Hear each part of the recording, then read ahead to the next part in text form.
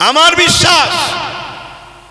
বিশ্বাস আমার কেন্দ্র সরকার যাকে গুরু বলে মানে আমেরিকার ডোনাল্ড ট্রাম্পকেও নিয়ে এলো, ভারতের ইতিহাসে ওয়াকফকে নিতে পারবে না, এটা চ্যালেঞ্জ দিয়ে যাচ্ছি আমি আপনাদের কাছে।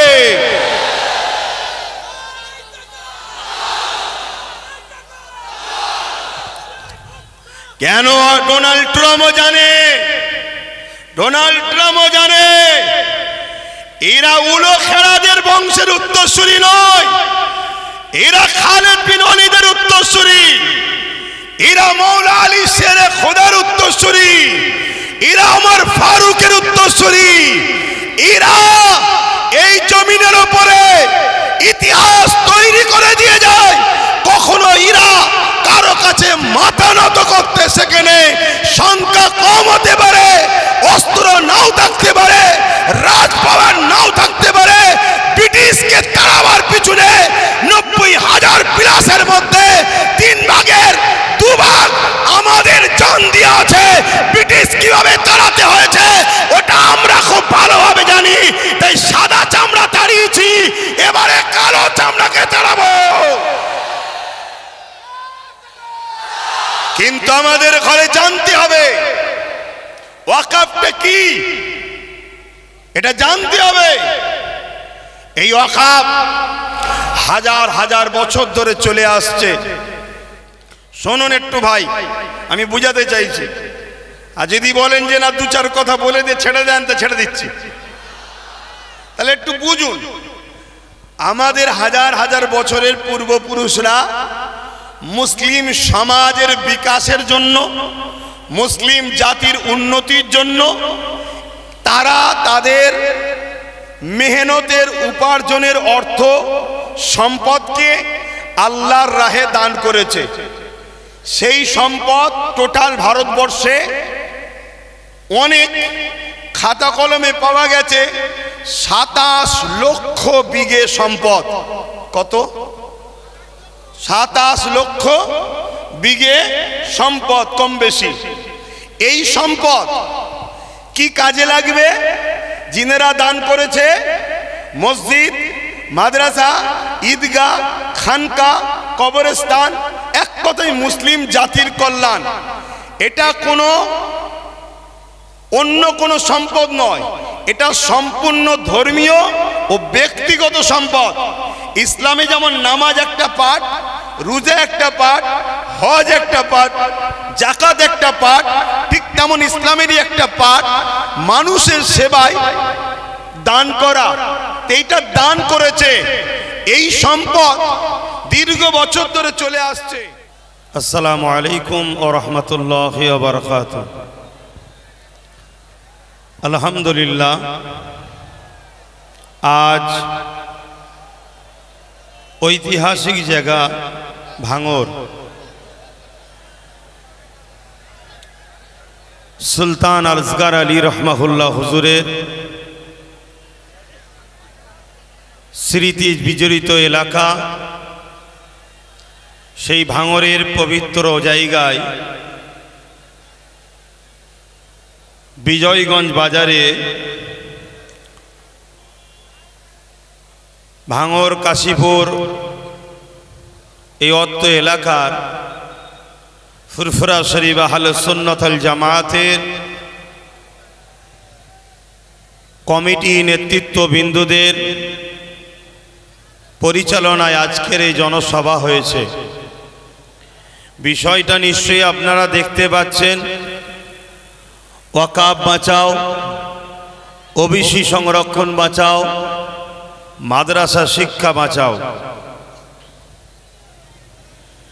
অবশ্যই আমার পূর্বে পীরজাদা বাইজিদ আমিন সাহেব আলোচনা করেছেন, তার আগে আমাদের সম্মানীয় শিক্ষক মহাশয় তিনিও আলোচনা করেছেন। একটা কথা মনে রাখবেন, এই যে লড়াইয়ে আমরা নেমেছি, বেঁচে থাকার নামটাই হলো লড়াই করা। বেঁচে থাকতে গেলে লড়াই করতে হবে। আজকে যে বিষয়টা পুরো ভারত জুড়ে চর্চা চলছে, সেটা হলো ওয়াকাফ। এই ওয়াকাফ নিয়ে সংক্ষেপে আমি আপনাদের কাছে দুই একটা কথা বলছি। প্রথমে আমি এটা বলি, এই ওয়াকাফ সম্বন্ধে আমার কওমের মুসলিম সম্প্রদায়ের হাজারো লাখো মানুষের জানা নেই ওয়াকাফটা কি। একটু মন দিয়ে শুনবেন ভাই, কেন বিষয়টা আমাদের জানা দরকার। আমরা যদি না জানি, আগামী দিন নতুন করে আবার কিছু গাদ্দার ছদ্মবেশী মুনাফেক আসবে, আপনাদেরকে নতুন করে আবার নিলামে তোলা হবে, আবার ধোঁকা দেওয়া হবে, আবার বিক্রি করা হবে, আর আপনারা অতি সামান্য পয়সাতে বড় সহজে বিক্রি হয়ে যাবেন। এই জায়গা থেকে দাঁড়িয়ে যদি আপনারা রুখে না দাঁড়ান, টিপ যদি না ধরেন, আমি মনে করি এ কথা বলাটা আমার অপরাধ হবে না। আপনাদের পরের প্রজন্ম, নিউ জেনারেশন, ছেলে মেয়ে বাচ্চা যারা আছে, তারা আপনাদেরকে কখনো মাফ করবে না। এমন যেন মনে হবে যে এই বাচ্চা কোনো মুসলিম ঘরে জন্ম লিয়াটাই অপরাধ করে ফেলেছিল। কেন এদের বাপ দাদুরা, এদের মা বোনেরা, এদের আত্মীয়রা তারা সজাগ সচেতন নয় বলে আজকে বারবার আমরা ঠকতে ঠকতে এমন একটা জায়গায় আমাদের বাচ্চাদেরকে পৌঁছাতে যাচ্ছি যেখান থেকে ঘুরে দাঁড়াবার আমাদের বাচ্চাদের কিন্তু আর উপায় থাকবে না। দুনিয়ায় দুমুঠো খেয়ে বাঁচবে কি, তার থেকে বড় বিষয় দুনিয়ায় এক আল্লাহকে মানতে পারবে কি, প্রফেট মুহাম্মদ রসুলকে মেনে চলতে পারবে কি, প্রকাশ্য কলেমা পড়তে পারবে কি, নামাজ মসজিদে পড়তে পারবে কি, মসজিদে হাইয়া আলাস সালাহ হাইয়া আলাল ফালাহ বলতে পারবে কি, কুরআন পড়তে পারবে কি, মুখে দাড়ি মাথায় টুপি দিতে পারবে কি, মা বেটিরা হিজাব পর্দা রাখতে পারবে কি? এই অস্তিত্বের লড়াই কিন্তু আজ আমরা নেমেছি। তাই প্রথমে আমাদের জানা দরকার এই ওয়াকাফটা কি। খুব ভালো করে শোনেন, ওয়াকাফ বিষয় যদি আমরা না জানি তাহলে আমাদেরকে বোকা বানাতে খুব সহজ হবে। মনে রাখবেন, ইতিপূর্বে এই দেশে একজন রাজা ছিল যার নাম আকবর। নামটা শুনতে মুসলমান হলো, কিন্তু সে ছিল একটা হতভাগা। কোরআনের বিরুদ্ধে একটা দ্বীন ইলাহি বলে কিতাব বার করেছিল। সে আকবর দেখেছিল আমি সবাইকে বোকা বানাতে পারলো। এই খেটে খাওয়া, এই লেবার শ্রেণী, মাথায় টুপি না থাকতে পারে, পরনায় জুব্বা না থাকতে পারে, মাদ্রাসার চৌকাঠে পা না দিতে পারে, কিন্তু এই মুসলিম সমাজকে কোরআনের বিরুদ্ধে নিয়ে যাওয়া এত সহজ ব্যাপার হবে না। এরা গান যাত্রা ফাংশনে চলে যাচ্ছে, এদের অন্যায়, কিন্তু কোরআনের বিরুদ্ধে হাত উঠলে আমি আকবরকে আমার অস্তিত্বকে মিটিয়ে দিতে এই মুসলমান কিন্তু এক পা পিছপা হবে না।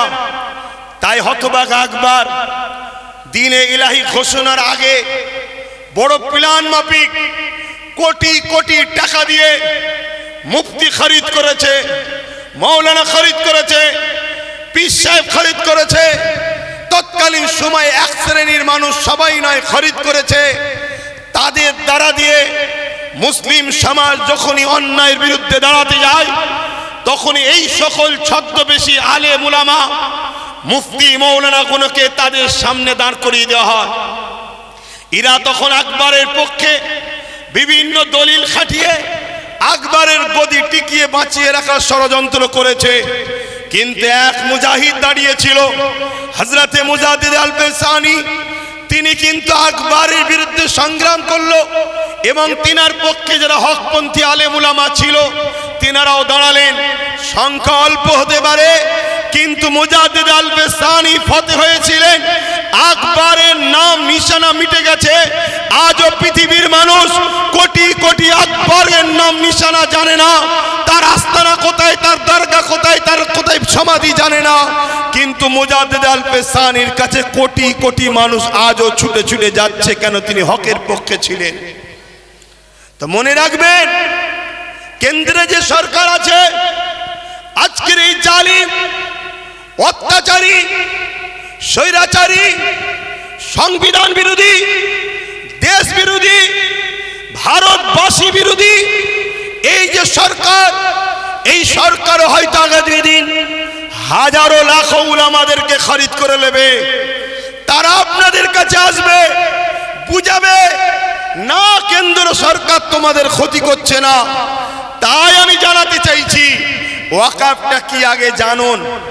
কয়েকটা পয়েন্ট আপনাদেরকে বলবো, এগুলো একটু ধৈর্য ধরে শুনতে হবে, কেননা 4টে বাজতে 5 মিনিট বাকি, আর হয়তো 10-15 মিনিট বক্তব্য হবে।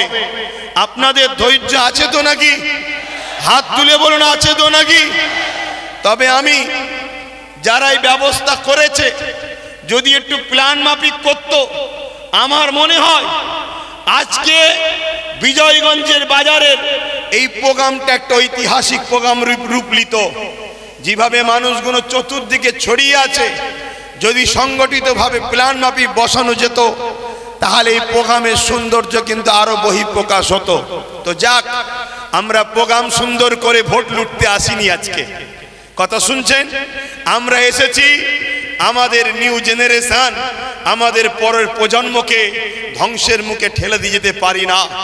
একজন বাপ হিসাবে, একজন ভাই হিসাবে, একজন চাচা হিসাবে, একজন বন্ধু হিসাবে, একজন সন্তান হিসাবে আপনাদেরকে বুঝাতে এসেছি, ওয়াকাফ অফ করা, উৎসর্গ করা, মানুষ তার নিজের ব্যক্তিগত সম্পদকে খুশি করে আল্লাহর রাহে উৎসর্গ করে।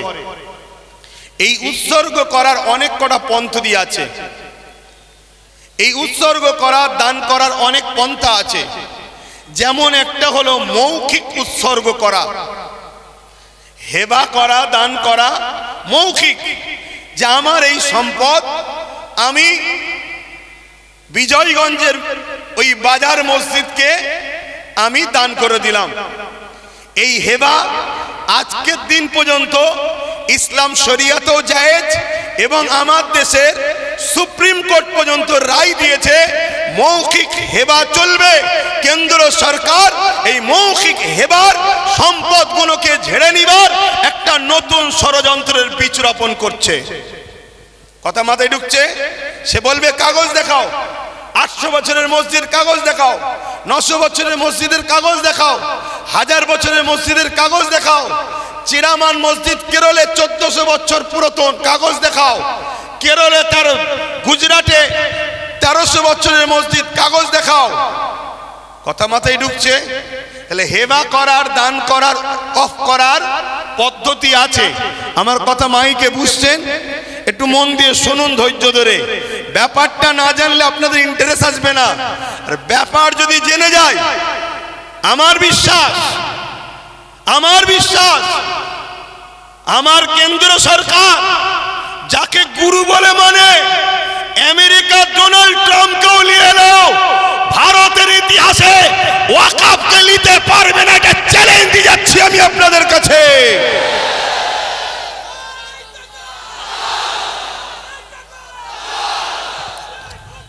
কেন? ডোনাল্ড ট্রাম্পও জানে এরা উলো খেরাদের বংশের উত্তরসূরি নয়, এরা খালেদ বিন ওয়ালিদের উত্তরসূরি, এরা মৌলা আলী শেরে খোদার উত্তরসূরি, এরা ওমর ফারুকের উত্তরসূরি। এরা এই জমিনের উপরে ইতিহাস তৈরি করে দিয়ে যায়। কখনো এরা কারো কাছে মাথা নত করতে সেখানে সংখ্যা কম হতে পারে, অস্ত্র নাও থাকতে পারে, রাজপাওয়ার নাও থাকতে পারে। ব্রিটিশকে তাড়াবার পিছনে 90,000 প্লাসের মধ্যে 3 ভাগের 2 ভাগ আমাদের জান দিয়ে আছে।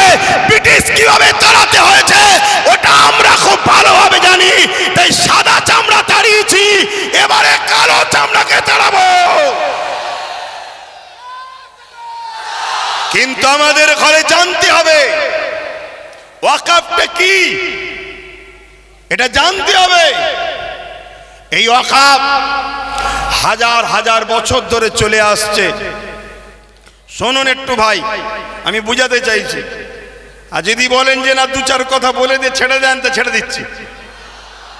তাহলে একটু বুঝুন, আমাদের হাজার হাজার বছরের পূর্বপুরুষরা মুসলিম সমাজের বিকাশের জন্য, মুসলিম জাতির উন্নতির জন্য তারা তাদের মেহনতের উপার্জনের অর্থ সম্পদকে আল্লাহর রাহে দান করেছে। সেই সম্পদ টোটাল ভারতবর্ষে অনেক খাতা কলমে পাওয়া গেছে 27 লক্ষ বিঘে সম্পদ। কত? 27 লক্ষ বিঘে সম্পদ, কম বেশি। এই সম্পদ কি কাজে লাগবে? জিনেরা দান করেছে মসজিদ, মাদ্রাসা, ঈদগাহ, খানকা, কবরস্থান, এক কথায় মুসলিম জাতির কল্যাণ। এটা কোনো অন্য কোনো সম্পদ নয়, এটা সম্পূর্ণ ধর্মীয় ও ব্যক্তিগত সম্পদ। ইসলামে যেমন নামাজ একটা পার্ট, রোজা একটা পার্ট, হজ একটা পার্ট, যাকাত একটা পার্ট, ঠিক তেমন ইসলামেরই একটা পার্ট মানুষের সেবায় দান করা। এইটা দান করেছে। এই সম্পদ দীর্ঘ বছর ধরে চলে আসছে। এই সম্পদকে ঠিকভাবে নিয়ন্ত্রণ করার জন্য, এই সম্পদকে হেফাজতে রাখার জন্য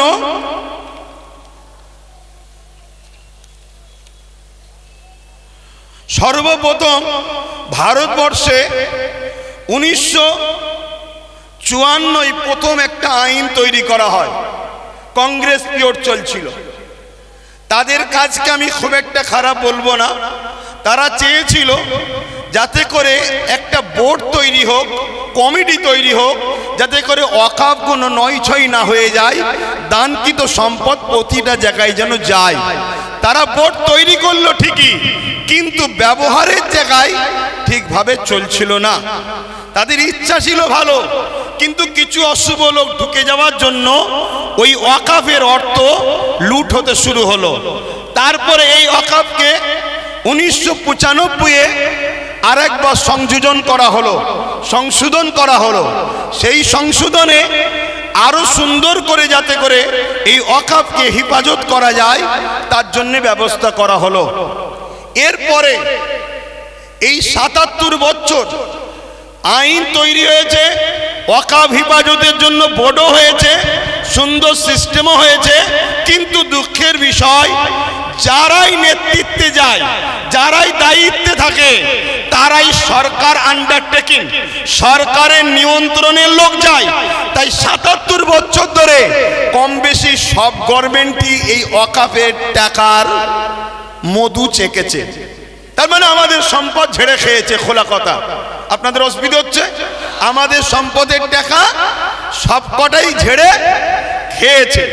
কিন্তু হঠাৎ করে বিগত 10 বছরও কেন্দ্রে যে সরকার আছে, সেও ওয়াকফের টাকার মধু খেয়েছে। কিন্তু একটা প্রশ্ন, হঠাৎ করে এই ওয়াকফকে কেন আইন করে নিজেদের কবজায় নিবাস ষড়যন্ত্র করছে, এটা আমাদের ভাবতে হবে। এই জায়গাটা হলো পয়েন্ট। তার আগে আমি আপনাদের বলি, আমার রাজ্যে যিনি বর্তমান সরকার আছে, আমার রাজ্যে যিনি বর্তমান ক্ষমতায় রয়েছে, ইনি সাচার কমিটির রিপোর্ট অনুযায়ী আমাদেরকে কি ওয়াদা করে এসেছিল, ইনার আগে যে বাম সরকার ছিল, সেই বাম সরকার নাকি 20,000 কোটি টাকা ওয়াকফ সম্পত্তি লুটপাট করেছে। অতএব আমি যদি ক্ষমতায় আসি, মুসলমানদের ওয়াকফ উদ্ধার করে দেবো। এটা বলেছিল না বলেনি? হাত তুলে বলবেন বলেছে না বলেনি? হাত তুলে বলবেন বলেছিল না বলেনি? এই ওয়াদা করেছিল।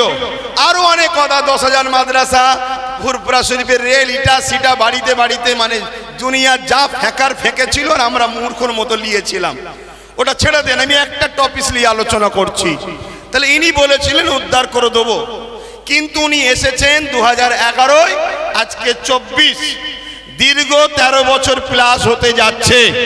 কিন্তু দুঃখের সাথে বলতে হয় একটা সম্পদও উদ্ধার হয়নি। আমি 2013-14 থেকে আন্দোলন করছি যে ওয়াকফকে ফিরিয়ে দিতে হবে, ওয়াকফকে হেফাজত করতে হবে। রাজ্যে যে সরকার আছে তিনি একবার বেগম রোকেয়া রিসার্চ সেন্টার ওয়াকফ ভবন বলে একটা শিলান্যাস করেছিল, ওই শিলান্যাসই হয়েছে, একটা পর্যন্ত এখনো ইট গাঁথা হয়নি। কেন? সব সেটিং ভাবে চলছে। এদের সবার বাপ সবার মাথায় মনে রাখবেন আরএসএস বসে আছে, অতএব সমস্ত সম্পদকে আরএসএস এর ফান্ডে দিতে হবে, এটাই হলো ইনাদের মূল পরিকল্পনা। কেন? পুরো দেশ এখন কোন জায়গায় মোদি বসতে পারে, কোন জায়গায় শাহ বসতে পারে, কোন জায়গায় মমতা বসতে পারে, কোন জায়গায় অন্য কেউ দিল্লিতে অন্য কেউ নামে বসতে পারে, কিন্তু মনে রাখবেন সবার মাথাতে এই আরএসএস বসে আছে। তাই আরএসএস এর বিনা হুকুমে এরা কখনো কিছু করতে পারবে না। তাই ওয়াকফ ভবন তো শিলান্যাস হলো, কিন্তু টাল বাহানায় ওয়াকফকে রেজিস্ট্রেশন করা, তুলে আনা এমন কোনো ব্যবস্থা করলো না। এবং মনে রাখবেন আজকে এই আইন করার পিছনে উদ্দেশ্যটা কি? এই আইন করার পিছনে উদ্দেশ্য হলো, এখন দেখে দেখে অনেক বিষয় পড়তে গেলে অনেক সময় লেগে যাবে। 77 বছর ধরে কম বেশি সবাই খেয়েছে, এই টুকটুক টুকটুক করে সবাই খেয়েছে।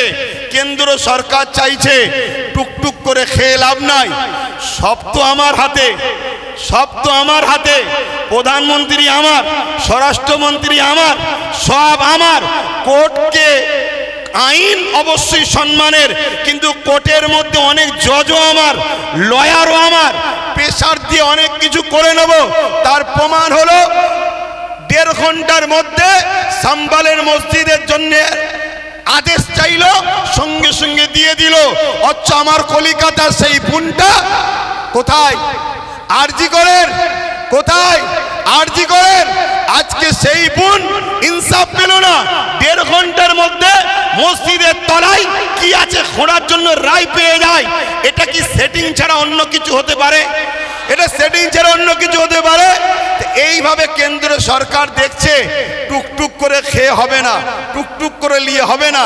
সবই তো আমার, প্রত্যেক জেলার প্রত্যেক রাজ্যের সিএমও তো আমাদের, প্রত্যেক জায়গার ডিস্ট্রিক্ট ম্যাজিস্ট্রেট থেকে শুরু করে সব দপ্তরই তো আমাদের। অতএব এই সুযোগে ওয়াকফ 2024 সংশোধনের নামে ওয়াকফ সম্পদকে পুরো কবজা করে নাও।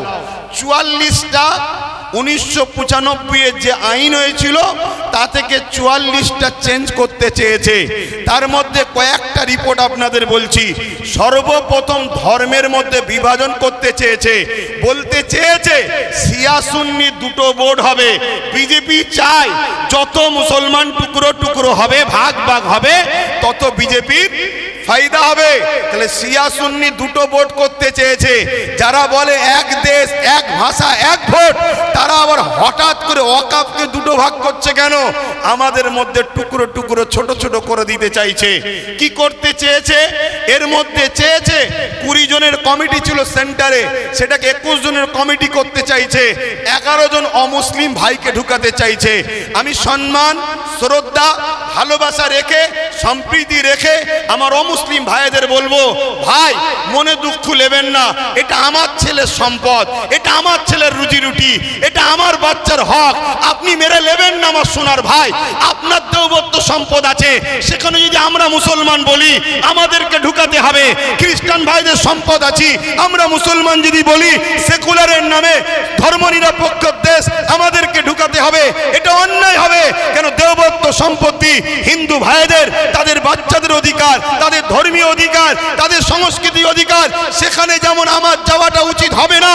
তাই আমার অমুসলিম ভাইদেরকে বলবো, কেন্দ্র সরকার আজকে আমার বাচ্চার রুটি কাটতে চাইছে, আমার মসজিদের আজান বন্ধ করতে চাইছে, আমার ধর্মীয় কালচারকে মিটাতে চাইছে। তাই খারাপ নেবেন না, আমাকে কমনাল মনে করবেন না। আমি সত্য কথা বলছি, আমার অধিকার কেন্দ্র সরকার মেরে নিতে চাইছে। তাই 21 জন কমিটির মধ্যে 11 জন অমুসলিমকে ঢুকাবে। তাহলে সংখ্যা গুরু অমুসলিম হয়ে গেল। যে কোনো সময় বাকি 10 জনকে ল্যাং মেরে বাদ দিয়ে দেবে। তাহলে ওয়াকাফের মধ্যে আমাদের আর কেউ রইল? জোরে বলেন। কেরলের 14 বছরের মসজিদ নিলাম করে কর্পোরেশনদের হাতে তুলে দিতে অসুবিধে হবে। গুজরাটের 13 বছরের মসজিদ ভেঙে ওটাকে ওয়াকফ কর্পোরেশনদের হাতে, আদানি আম্বানির হাতে তুলে দিতে অসুবিধে হবে। এভাবে স্বাধীনতার আগে যত ঐতিহাসিক মসজিদ মাদ্রাসা আছে, কবরস্থান আছে, সবগুলোকে মিটিয়ে দিতে চাইছে। কেন মিটাতে চাইছে? এটা প্রশ্ন তো। এক তো লোভ, অর্থ, টাকা, আমাদের উপরে হিংসা, এগুলো তো ইত্যাদি। কিন্তু বাস্তবটা শুনুন, বাস্তব বলে এটাই। এনআরসি এনপিআর করে মুসলমানদের ধরে বিদেশি বলে তাড়াবার চেষ্টা করেছিল। আফগানিস্তান, পাকিস্তান, বাংলাদেশ বিভিন্ন রাজ্য থেকে অমুসলিম ভাইরা এলে তারা নাগরিকত্ব পাবে, মুসলমানরা পাবে না, এই বলে বিভাজন করতে চেয়েছিল। সেই জায়গায় আমি বলেছিলাম অবশ্যই দিন কোনো আপত্তি নাই। কেন আমি বুক ঠুকে জানি বাংলাদেশ থেকে কোনো মুসলমান ভারতে আসেনি, পাকিস্তান থেকে কোনো মুসলমান ভারতে আসেনি, আফগান থেকে কোনো মুসলমান ভারতে আসেনি। তাই আমাদের নাগরিকত্ব দিবার প্রয়োজন নয়। আমরা ছিলাম, আমরা আছি।